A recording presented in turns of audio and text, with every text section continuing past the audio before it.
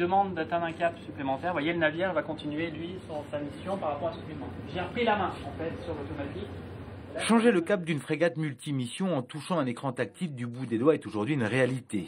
Les élèves officiers de l'école navale découvrent certes un simulateur, mais un prototype qui préfigure les systèmes de conduite des navires de la Marine nationale.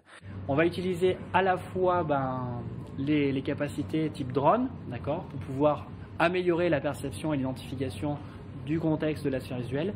Et puis on va apporter, grâce à la réalité augmentée, toute une série d'informations aussi bien de pistes, donc de bateaux, mais également de l'environnement entourant le navire. Ça permet quoi? Ça permet d'aider à la décision et ça permet surtout aux opérateurs de savoir ce qu'ils font en fait, et donc de les sécuriser. Pour les élèves officiers âgés d'une vingtaine d'années, ces innovations au service de la conduite et de l'exploitation des navires semblent naturelles. Notre génération est une génération, on dirait, connectée, et donc nous avons déjà l'habitude de ce genre de technologie avec tout ce qui est tablette, smartphone, etc. Donc je pense que pour nous, ça ne sera pas un problème à nous adapter à ce genre d'outils. C'est tout le paradoxe de cette génération digital native qui a découvert les systèmes numériques, qui est complètement à l'aise, qui est née après ces systèmes, mais qui en même temps vient aussi ici chercher un métier d'aventure, d'opération, de mer.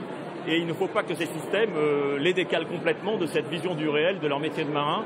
Au contraire, ils doivent les aider. C'est une interface entre le monde réel et le monde virtuel, mais il faut faire attention à rester dans ce monde réel et à faire preuve de recul et d'esprit critique. Et c'est en cela qu'il faut apprendre à connaître ces limites-là par l'apprentissage scientifique.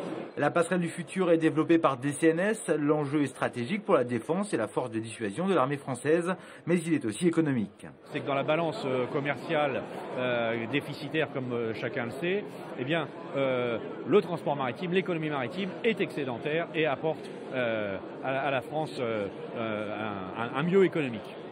Allez, avant de piloter un navire via une tablette numérique, c'est bien avec une boussole et un sextant que les futurs officiers apprennent les bases de leur métier.